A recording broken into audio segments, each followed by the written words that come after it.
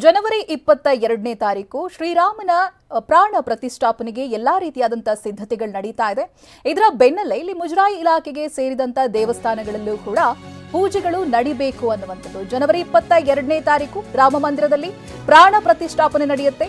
ಮುಜರಾಯಿ ದೇವಸ್ಥಾನಗಳಲ್ಲೂ ಕೂಡ ಪೂಜೆಗೆ ಸೂಚನೆಯನ್ನ ಕೊಡಲಾಗಿದೆ. ಅಧಿಕಾರಿಗಳಿಗೆ ಸಚಿವ ರಾಮಲಿಂಗಾರೆಡ್ಡಿ ಸೂಚನೆಯನ್ನ ಕೊಟ್ಟಿದ್ದಾರೆ. ಜನವರಿ 22ನೇ ತಾರೀಕು 12:29 ಪೂಜೆ ಆರಂಭವಾಗುತ್ತೆ. ಮಧ್ಯಾಹ್ನ 12:30 ಕೂಡ ಪೂಜೆ ನಡೆಯುತ್ತೆ ಅನ್ನೋದಾಗಿ ಹೇಳ್ತಾ ಇದ್ದಾರೆ. ದೇವಸ್ಥಾನಗಳಲ್ಲಿ ಮಹಾಮಂಗಳಾರತಿ ಮಾಡಬೇಕು. ಮಹಾಮಂಗಳಾರತಿ ಕೂಡ ಈ ಸಮಯದಲ್ಲಿ ನಡಿಬೇಕು. ಪ್ರಾಣ ಪ್ರತಿಷ್ಠಾಪನೆ ವೇಳೆ ದೇಗುಲಗಳಲ್ಲಿ ವಿಶೇಷ ಪೂಜೆಯನ್ನ ಮಾಡುವಂತೆ ಸೂಚನೆಯನ್ನ ಕೊಟ್ಟಿದ್ದಾರೆ ರಾಮಲಿಂಗಾರೆಡ್ಡಿ ಅವರು. ಶ್ರೀರಾಮನ ರಕ್ಷೆ ಇರಲಿ, ಪ್ರಾರ್ಥಿಸಿ ಅನ್ನೋದಾಗಿ ಹೇಳಿದ್ದಾರೆ. ಅಧಿಕಾರಿಗಳಿಗೆ ರಾಮಲಿಂಗಾರೆಡ್ಡಿ ಕೊಟ್ಟಿರುವಂತಹ ಸೂಚನೆ. ಜನವರಿ 22ನೇ ತಾರೀಕು ಇಡೀ ದೇಶವೇ ಸಂಭ್ರಮಿಸುವಂತಹ ದಿನ ಸನಿಹವಾಗ್ತಾ ಇದೆ.